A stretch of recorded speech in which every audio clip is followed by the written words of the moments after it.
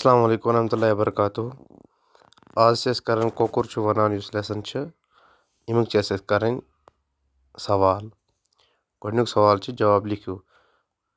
सुल सुबह क्या छु कोकुर लूकन वनान यानी कोकुर क्या छु लूकन वनान सुल सुबह छु कोकुर लूकन बेदार गसन हिदायत या मशवर देवान क्या छु वनान यानी बेदार सपदियो कोकुर कित पट छु कोरन गसान कोरन वरियो सत कोकुर च देग मज रनित कोरन वरियो सत गसान यानी येले कोर खानदर करन छ पछ सु कोकुर क्या निवान सत सु वारिया चीज निवान सत कोकुर त रनित निवान सत कोकुर क्या छु मालिकन छायन त ग्रायन वुचान कोकुर च फल फलो बापत मालिकन छायन त ग्रायन वुचान या फल बापत नज़म पर लिखो कोकुर च वनान कोकुर क्या छु वनान यानी कि खुलास एस लिखुन कोकुर च वनान नज़म च मोहम्मद एयूब साबिर सोबिन अख बेहतरीन मज़ाया नज़म यथ मज कोकुर सुल सुबह नादित बेदार गसनुक हिदायत दिवान मशहूर सलाह दिवान शायर च वनान ज कोकुर सन जिंदगी मज बिन बिन रंग तो रूप बुत यवान क्या च यवान वारिया रूप तो रंग कोकुर च प्रेत सात इंसान सनिस खिदमतस मज आवर रोजान नज़ीम मज कोकुर वनान ज बहु हमेशा जातस पान पुशरान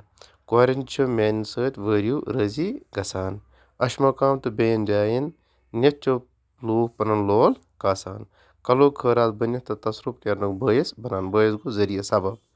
यानी हर कह मेन सत रजी तो खुश गसान हर कह छ लिख त्रो यदस हर कह छ मेन सत रजी तो खुश गसान पछ ब्याक सवाल